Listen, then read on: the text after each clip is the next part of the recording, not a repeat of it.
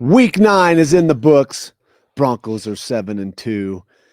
With the dub, Nate and I are in the cold tub to talk about this sweet win on the road. Join us today.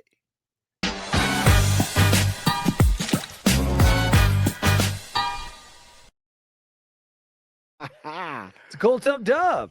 It's a dub. Rub-a-dub-dub in the cold tub dub. Man, the cold tub does feel a whole lot better after a win, doesn't it? Sure does. But you still hurt a little bit. You're hurting right now. I mean, they're just week 9. Yeah. Bodies are hurting. As we do after a win, we listen to the little sports talk radio, right? Talking about the game. And a lot of people, ugly. Broncos win 18-15. 18-15 in ugly. Houston. Why do they call it ugly? I don't know. Somebody explain to me why. We need to take a cold call from someone saying this is an ugly win. I think it's because of punts. Another ugly win. Another ugly win. Most of them are ugly, and because it's a grinded out, dirty ass defensive battle. I thought it was a beautiful win. Nothing ugly about it. We had a lot of those wins back in the day. Yeah. And then people started giving you shit about ugly wins.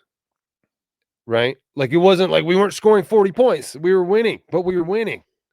We were winning 17-13. And like you saw yesterday, that's how football teams have to win sometimes. 100%. I don't know from watching all of the games, but I guarantee you John Elway had a ton of ugly wins. And what does it say about a team, the character of a team, when you can win like that? When you can go on the road into Houston, a team with its back against the wall, so to speak. They had to win. They were ready for it. They have statistically the number 1 defense in the league, right? But I would say my eyes tell me that there was a better defense out there yesterday. Hell yeah, you're right there. And sometimes it comes down to a defensive battle, and it's all about the punters. You don't want it to be about the punters, but it can become all about the punters. And we saw a lot of punts, but we also saw some extreme effort on both sides of both teams' defenses, especially, this Bronco defense twice.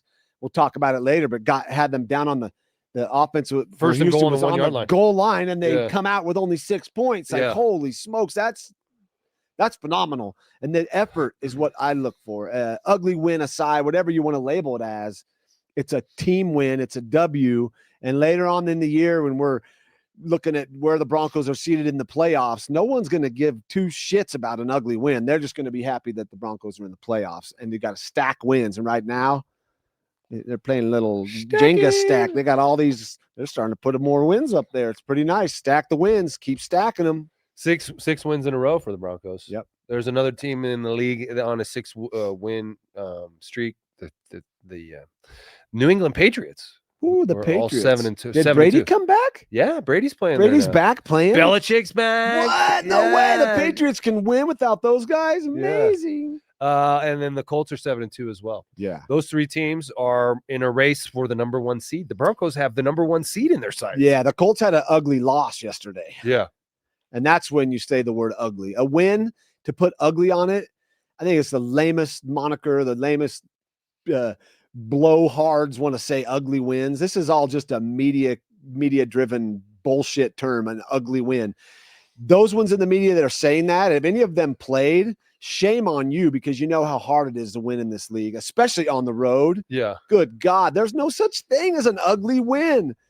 Now, if they would have thrown 10 interceptions and won, that could be deemed like a non-attractive win.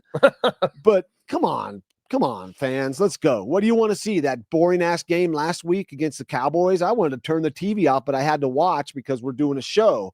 That sucked. I want to see Bo Nix step up. I want to see the defense step up. I want to see guys make plays when it matters. And it mattered the whole entire second half, especially that fourth quarter. And at the end, what did we see? Our team stepped up and got a beautiful win. Yeah, it was a beautiful win. And that's without Pat Surtain, too. Defensive player of the year is Pat Surtain was out. The Broncos play more man coverage. And without Mims. And Mims was out as well. And they had Troy Franklin in there kind of doing some of the Mims stuff, the fly sweep stuff, the backfield stuff. And so, I think the defensive player of the year, Pat Surtain, being out. The Broncos run more man coverage on defense than anyone in the league. They're over 60% of the time. And the question was, how will Vance Joseph, the defensive coordinator, call this game? Is he going to call it different? To me, it didn't look any different. These guys were in man quite a bit, and they played really well. Chris Abrams-Drain stepped up. And made some plays. Riley Moss had a good game. Yeah.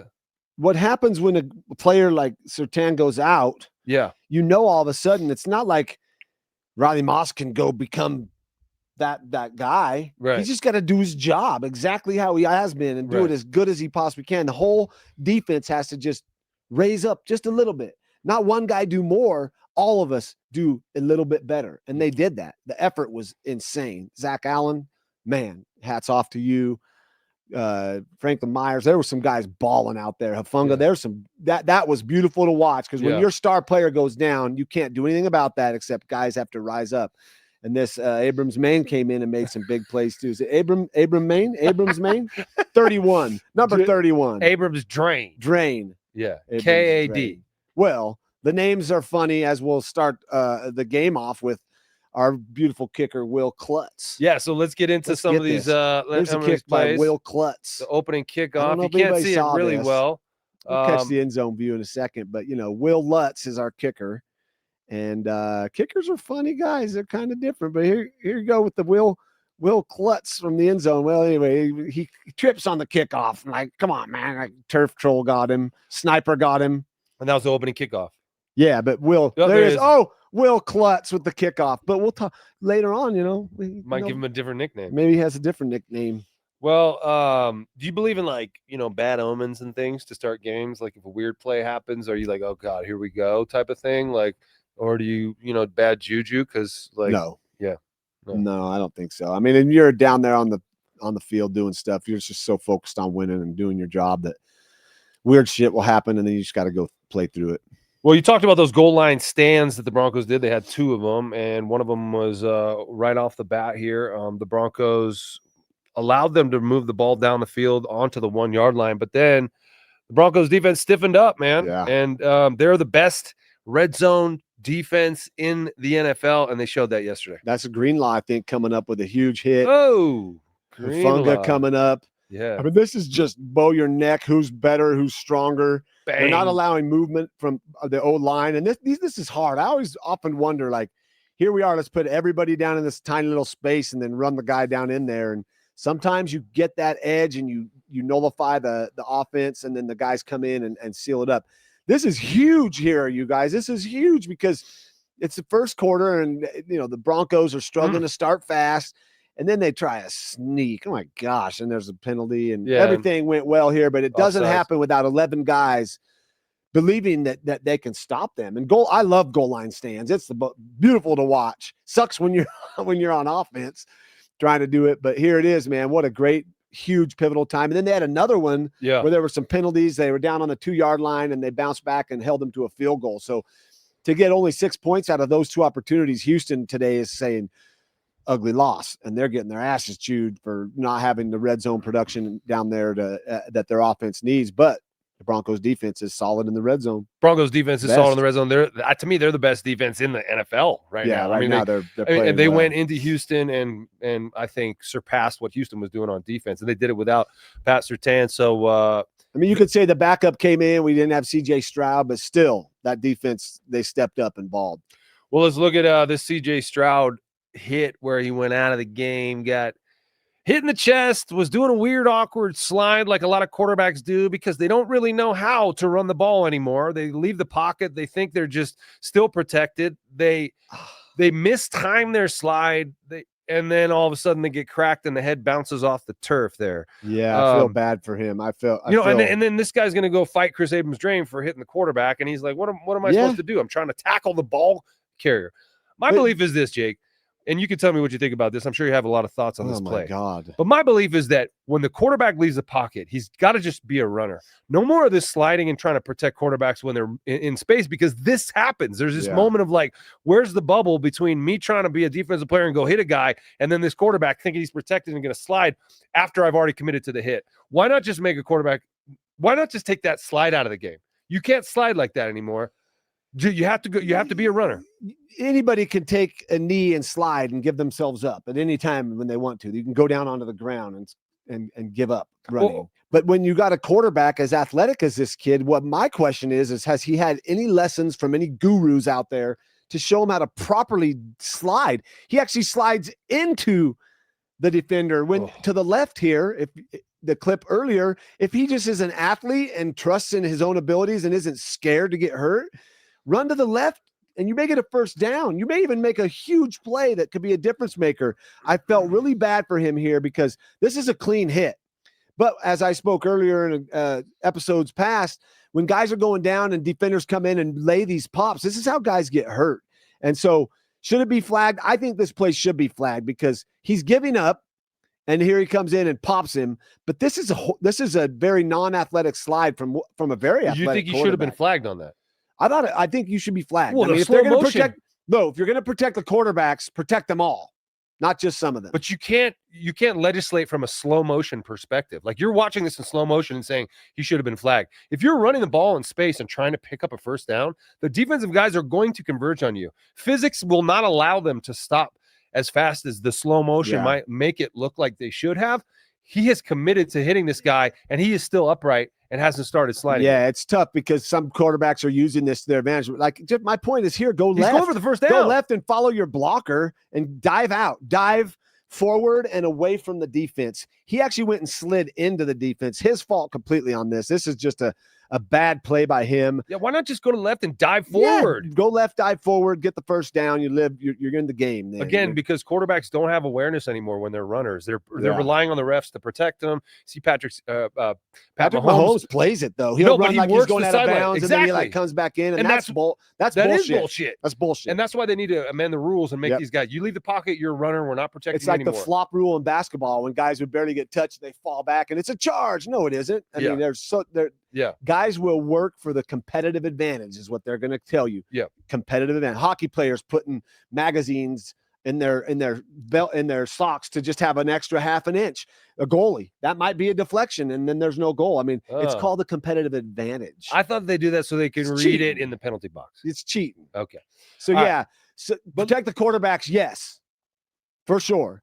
But here's a quarterback who needs to have a lesson on sliding or diving out or not being completely scared when you're out of the pocket. Yep, agreed. I feel bad for him though. Because now he's in concussion protocol. Yeah, he's a good young player. I feel bad for him. I love to see his linemen going after Abrams-Drain. Yeah, because you want to see your guys care about their guy. That means that they care about him. If they're just like, who's next? Then there's something wrong with your leader. Yeah. And now there's going to be pressure on CJ Stroud to get back out there, right? Because there's always that pressure, that institutional thing. I mean, concussion is a brain injury. It doesn't actually hurt. You don't have nerve pain sensors in your brain. So you're like, yeah, I'm good, coach. And then you go through the concussion protocol, which is a weird nebulous kind of thing itself. Are you dizzy? How do you feel? Follow my finger. You're good to go, and it's like he's feeling the pressure of a team on the brink. They lost another game. They're going to be 3-6. Are they out of it now? And so there's a lot of institutional sort of pressure from the back to get these guys back on the field, especially a franchise quarterback like that. So hopefully he's taking his time. And and you feel for the doctors on these teams. I mean, they probably are like, oh yeah, CJ's good to go, and then they walk out of the room. They're like, Jesus, they're saying their prayers and saying, I'm sorry, Creator of all. Like, I'm sorry, because they're forced to put these guys back on the field. Because the ultimate thing is you have to get them back. You got to win games, right? Yeah, they're getting better. They're getting you back. Yeah. So, get your ass back on the field. I'm not better. Man, too bad. Get out there. Well, you saw Brian Daboll, the head coach of the Giants, get fined for going into the medical tent and yelling at the independent neurologist to get him back out there when Cam Scatterbo had an injury. Yeah. I mean, these coaches are also under immense pressure to get their players on the field, their best players, so they can win football games. And that's why there's supposed to be an independent neurologist down there to cut through the bullshit of the pressure to win and talk about the human being and his injury.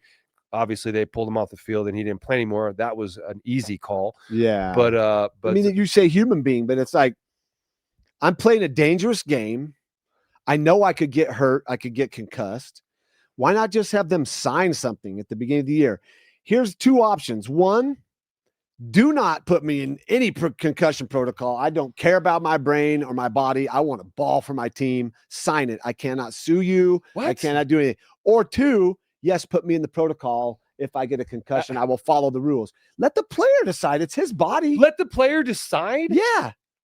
His brain is rattled. He's feeling pressure. His window closes after the average career is 2.8 years. You guys may be able to play till you're 40 and walk away when you feel like it. But most guys get ground up like how many guys get beat. hurt and they're like, take me out, I'm hurt. They want to go back. Exactly. Every guy on the team wants to go and back. So the CBA needs to protect them.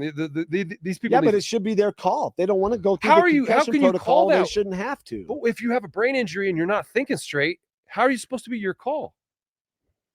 It's just one solution. It's not the right solution. one. That's a quarterback speaking who is protected by the league. Oh, don't tell me how. We're protected. There's no flag on this call. CJ Stroud got drilled. But he thought he was going to be protected, and that's why he got hit like that. He's got to be a football player like everybody else. Agree to disagree. Yeah, it is a longer conversation to be had someday. But health and wellness is important. Brain health is important. Yeah. That's why there are a lot of players seeking alternative forms of medicine.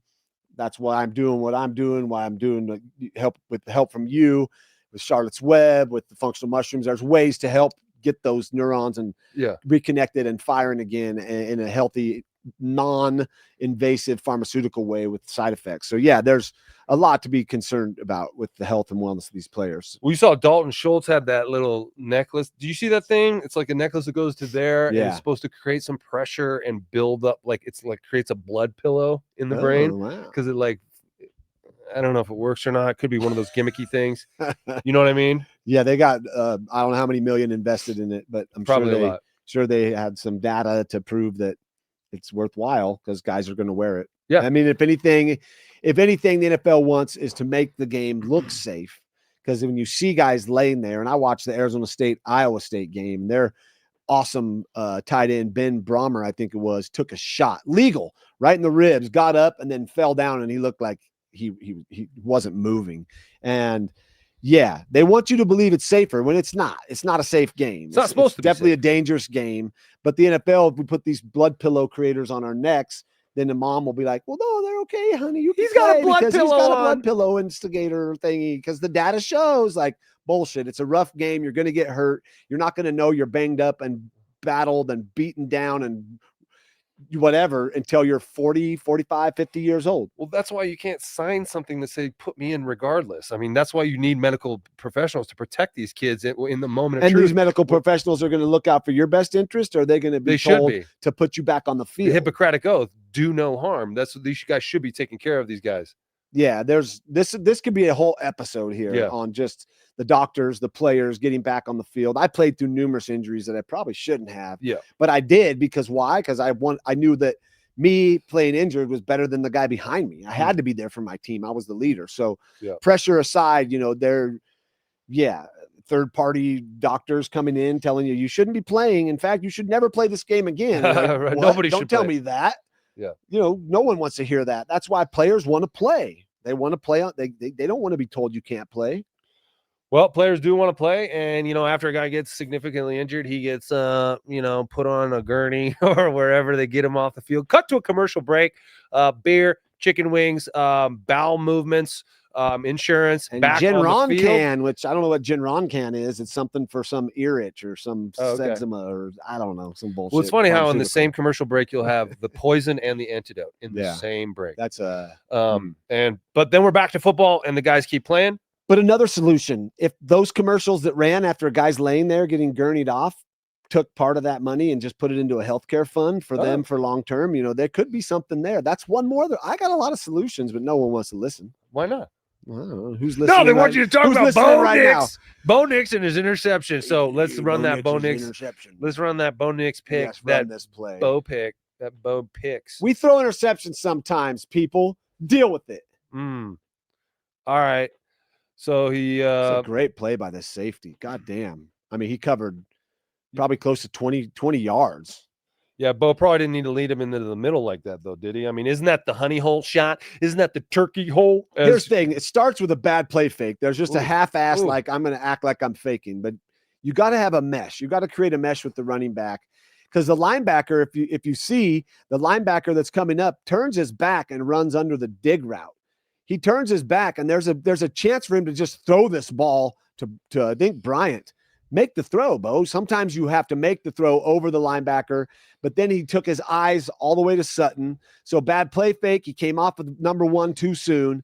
And then number 3 is he told him with his eyes where he was going, and the safety just read this. So, yeah, this is a play that can be corrected. But I think make that first throw to Bryant. That linebacker's back is to you. Drop a dime right over his head. Show us that beautiful arm talent you got, Mr. Bo.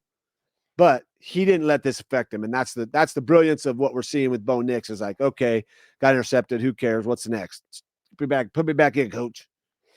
Well, he kept on firing, and he threw a touchdown to Sutton after missing. And what we saw at the end of that play is a DB that wanted the ball more than the receiver wanted it. Sutton was waiting for it. The DB went and grabbed it. So come right back, though. Yeah, no, man. I put that one on Bo. I mean, it led him inside, and great release here.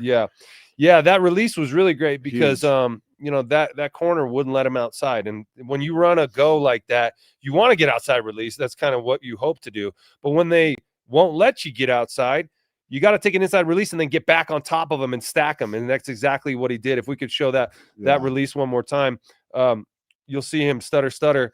And when it comes back on that individual shot there, you'll see Cortland stutter on him, trying to make him move his feet. And when he couldn't do it, he just said, all right, I'm going to take it inside, and then I'm just going to get on top of you and stack you and then use my body. All right, it's all good. Here we go. He tried to get up. Nope. And then he just got on top of him. He's like, oh, shit, you're going deep? Yeah, I am. Touchdown. Yeah. And earlier in the game, Franklin had a go route, which I love that they're calling some go routes. Yeah. And so Franklin fought, and he got pushed outside, and then he never could quite get on top of the DB. Right. And he widened, and then when he tried to come in, the DB had an easy play on the ball. So there's a skill to this for a receiver to get released, but then get back on top of his alignment. That gives me the chance to not only throw you a deep ball, it doesn't have to be perfect. I can throw you and fade you outside, or I can even leave it a little inside, and you got that DB on your back. And you don't have to be faster than the DB necessarily if you stack him. I mean, when I was a receiver, I was rarely faster than the corner who was covering me, but I was able to use my body, to wedge it between it. And the bigger receivers are able to do that. Cortland Sutton better than anybody. All right, touchdown. One of Bo's 2 touchdowns of the day. But this was a slog, lots of punts, and the special teams had their issues in this game. Got a field goal block, got a strong return against them. And there's that Michael Bandy fumble. Oh, the poor kid gets pulled up from the practice squad and does this. But hey, you know what? He had some great returns. They were 5, 6, 8-yard returns that helped our cause on offense. But this one definitely make your mind up, one or the other. Just make it up. That ball kind of died on him. Sometimes you're catching punts, that ball just dies, and you got to make a decision whether to go try to field it or just get away from it. Say, Peter. In my notes, I wrote, Bandy back to the practice squad. But then he came back, dude. He came back in the game, and he caught the ball, and he had a big catch and run. And hey, props to the cupboards being what I should say is full. Yeah. As we saw Abrams-Drain come in and make some plays, and we see this kid come in, and this is his dream opportunity. And this is what happens. A lot of guys go in the tank. He didn't. And that's a sign of a team that's like, yo, look at him. They're giving him dap. You're going to be okay. Yeah. You're going to be okay. Instead of go sit your ass down, dude. It was a mistake pulling you up. Oh, yeah. They love Michael Bandy, man. And if you go out to training camp, you see that dude making plays every single day. I mean, he's like that guy who just works his ass off, is always open at practice, has really sure hands. And so they know who he is. That's why they brought him up and put him in that really crucial position, right? Because he's a free agent, right? He wasn't drafted. No, absolutely not. And he just works his ass off and was able to redeem himself there. So, Michael Bandy, we love you, bro. All right, one of the plays of the game here, Pat Bryant, 3rd and 7 in the 4th quarter, able to come up with a crucial first down. Pat Bryant just doing everything right now. Like you just said, with Bandy doing all the work and all these things, Bryant's doing it all also. I mean, I saw him line up at fullback and lead the lead block. He's sealing the edge on sweeps, which we'll see in a little bit. But this play right here to me was the play of the game. At the time that it happened, you got a 3rd and 7. He gets the ball short of the sticks. You're down 8 points. Yep, you're down 8. You got to score here. I mean, this is a huge drive. That effort alone right there, first down, that's why we're seeing this kid get the ball, get his number dialed up, get the opportunity to shine and show us what he's got. I really think, man, this kid's showing me a lot in a relatively short amount of time. Great job, scouts, finding this kid because he just keeps making plays. Contested catch. The corner was kind of on him, able to make that catch and fight for the extra yards. A lot of times the guy will get contacted or, you get hands around your waist and you just kind of shell up and go down. Yeah. This guy had the ball in his hands, very strong hands, know exactly where the sticks are, great field awareness. Not a lot of football players understand the spatial awareness and where the sticks are and what the situation is. He has that all in the back of his mind, and so he's able to extend that ball over the line for a crucial first down. Pat Bryant continues to impress. As we see on the next clip coming up, another huge third down, 3rd and 2, run the jet sweep, and who's there on the edge sealing it? Pat Bryant. Yes. I mean, here's a kid right here. I'm telling you, he's pushing number one. He's pushing to be number one receiver right here. Like Cortland, yes, keeps making plays, but I'm not watching Cortland seal the edge. I'm not watching him do the things that this Bryant cat's doing. This kid. And look at Pat, because he takes his first step outside because he thinks he's going to go with him. Yep. He thinks that DB is going to go with him, and he doesn't.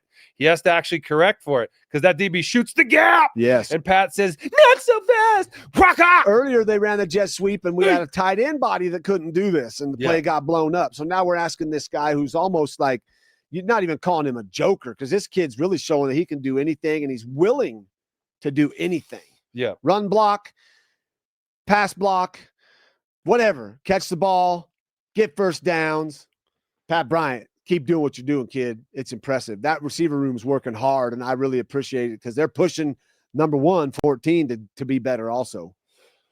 All right, let's see that second touchdown of the day. Bo Nix hits, maybe he's a little joker himself here. R.J. Harvey running back out of the backfield, runs right by that safety linebacker. Yeah, that was trying to cover him. Tough coverage there. Yeah, well, he and look at Cortland kind of, try to take two a little bit, but it's like he's got an option here, and that DB's reading, thinking he might cut inside, yeah. And Harvey did a great job setting him up. Yeah. First and foremost, look at the protection, the integrity of the pocket.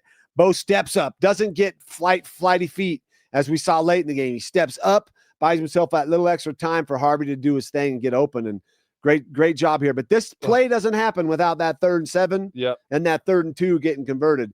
A great drive by this offense right here at a crucial moment when they needed it most. Is this an ugly win? Was that an ugly drive? No, that's beautiful. Step up when your number is called and drive down and get the points. So they scored that touchdown. Yeah, they scored that touchdown, still 2 points down. Going to go for the 2-point conversion. We've been a little bit, not hard on him, but we've been coaching up Troy Franklin about the use of his hands. And then on that play right there, I mean, it was a really nice throw right over the outstretched hands of the DB, but a really nice snag by Troy Franklin to go up and catch it with his fingertips. Great trust in your receiver the back here. Of the ball, though. By Bo to throw this.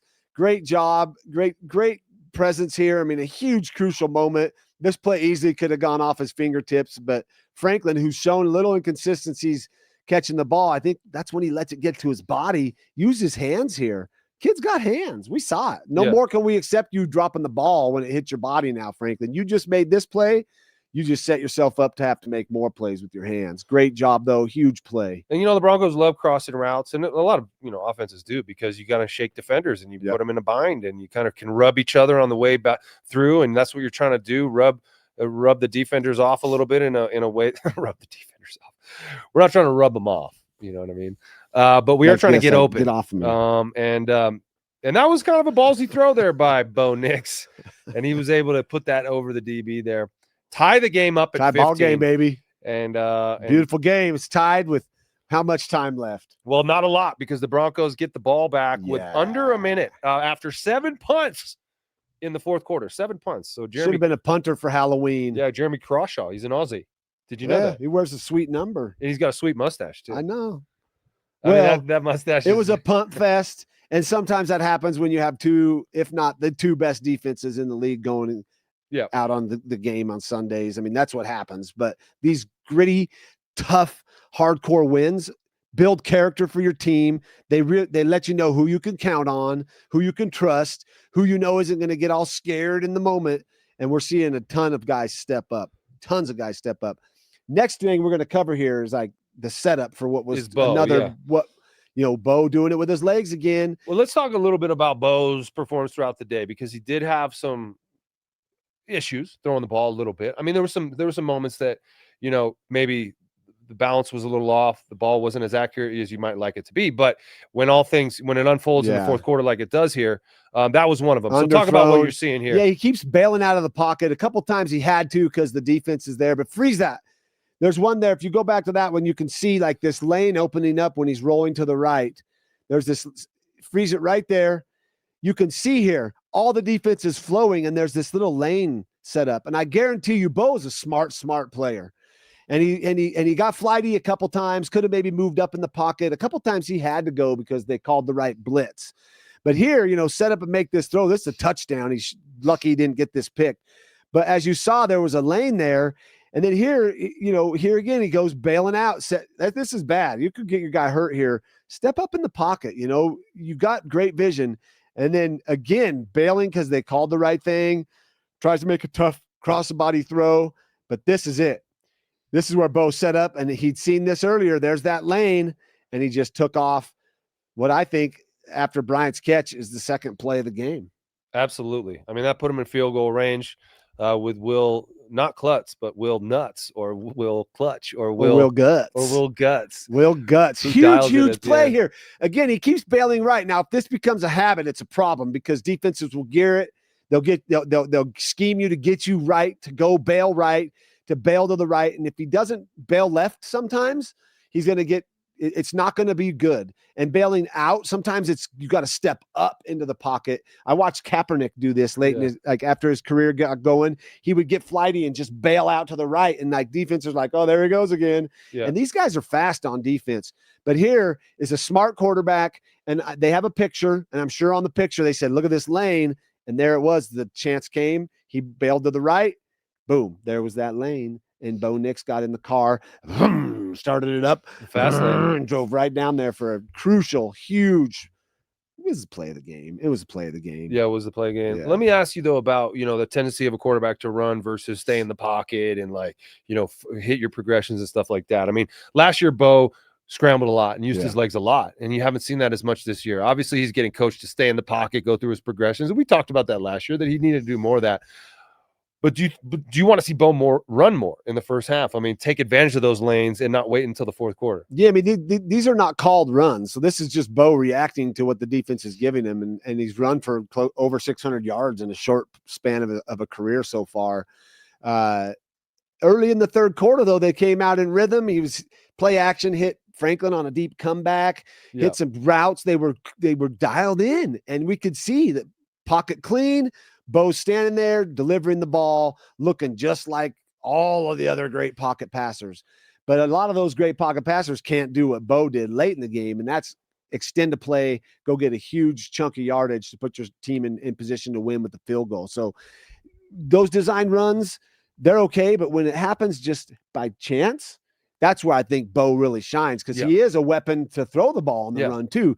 Kid can throw the ball like best in the league, if not one of the top 2 or 3 in the league. He's amazing on the run. So keep using your legs, Bo, but like that pocket presence, that pocket integrity is key. We saw a little glimpse of it.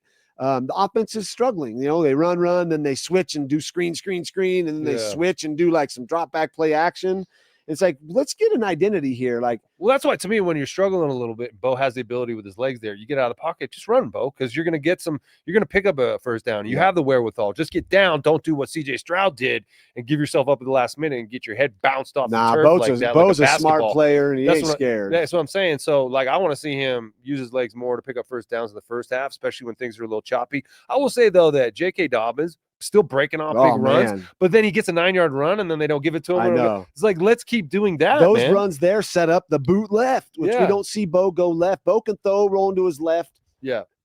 Really, really good. As good as someone in this room. Hey, maybe I wouldn't go that far. I don't know. I would go that pretty damn good. So I'm looking for Bo to boot left more. I'd love to see them more downhill runs with JK setting up this play action, naked boots, getting these guys out. Now they're not naked.